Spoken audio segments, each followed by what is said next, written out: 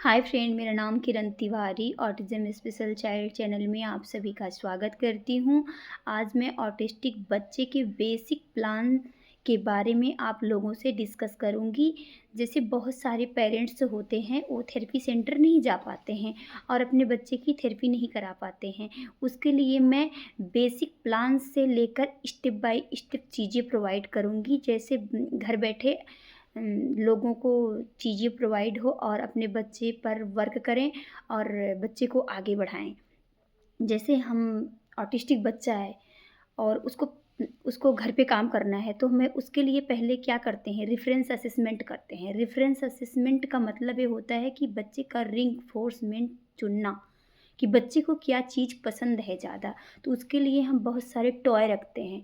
Toy रखेंगे, उसी में बच्चे को छोड़ देंगे। अगर जिस टॉय के साथ बच्चे ने ज़्यादा टाइम स्पेंड किया है, वो उसका रिइंफोर्समेंट होता है। अब यहाँ मेरे कहने का मतलब टॉय ही नहीं, यहाँ मेरे कहने का मतलब बहुत सारी चीज़ें हो सकती हैं। जैसे वो खाने की चीज़ें होती हैं, रैम्स हो सकता है, वर्बल हो सकता है, विज़ुअली हो सकता है, कुछ भी हो सकता है, टचिंग हो सकता है, मूवमेंट हो सकता है, कुछ भी हो सकता है।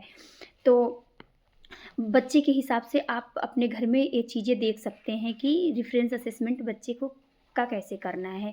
तो आगे हम मुझे पता चल जाता है कि बच्चे का रिइंफोर्समेंट क्या है।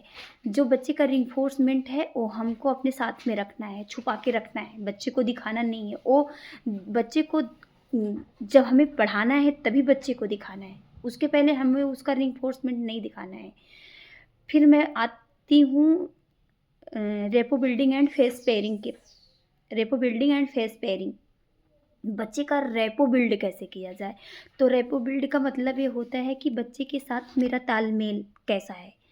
तो बच्चे को यकीन दिलाना होता है, बच्चे को भरोसा दिलाना होता है, कंफर्टेबल महसूस करवाना होता है कि बच्चा मेरे साथ कंफर्टेबल है या नहीं है। उसके लिए हमें क्या करना होता है, जैसे बच्चा मेरे पास आया, कोई चीज़ को हाथ में लिया है, मेरे को उससे छीनना नहीं है, मेरे को ज़बरदस्ती उसको बैठाना नहीं है, बच्चे के साथ ज़बरदस्ती नहीं करना है। और बच्चे को रैम से सुनाना है, बच्चे को बच्चे जैसा बनना है, बच्चे जैसी हरकत कर रहा है आप उसको करके दिखाओ। जैसे पिक पिक बू, वाऊ, तो बच्चा रैम्स, तो बच्चा कुछ ऐसे साउंड पे आपको रिएक्शन देगा।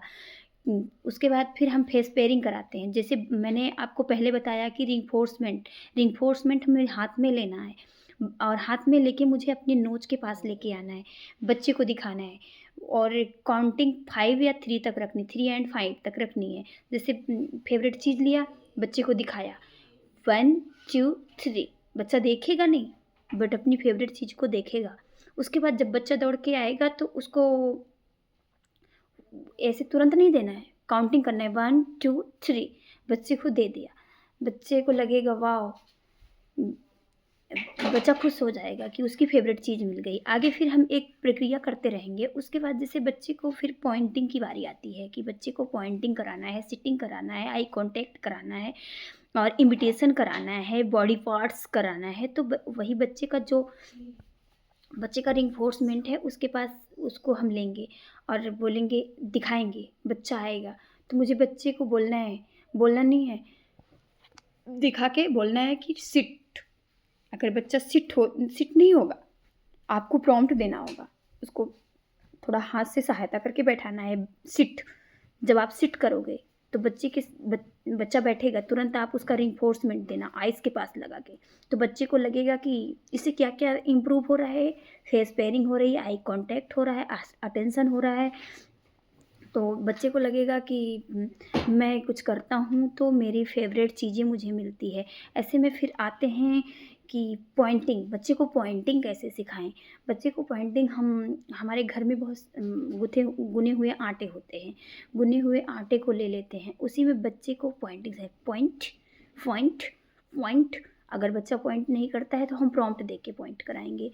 अ, उसके बाद आता है कि सिटिंग कैसे बढ़ानी है बच्चे को, सिटिंग कैसे करना है, वेटिंग टाइम बढ़ाना है। तो बच्चे को रिइंफोर्समेंट दिखाएँगे, बोलेंगे सिट, बच्चे ने सिट हुआ, मैं उसको पकड़ के दोनों हैंड्स उसका पकड़ के रखेंगे, एक हाथ से उसका हैंड पकड़ेंगे, एक हाथ से उसको 1, 2, 3, 4, 5, 5 तक की काउंटिंग करेंगे। बच्चा बेटिंग टाइम ओवर, बच्चे को बताना है बेटिंग टाइम ओवर। तो बच्चा धीरे धीरे करेगा, उसकी फेवरेट चीज़ उसको दे देना। फिर आता है इमिटेशन। जब ये सारी प्रक्रिया करने लगे, बच्चा अटेंशन देने लगे, सिटिंग करने लगे, फिर आता है इमिटेशन। इमिटेशन बच्चे को हम एक ही सिखाते हैं, क्लैप क्लैप टैप टैप। ज़्यादा नहीं सिखाते हैं, क्लैप क्लैप टैप टैप।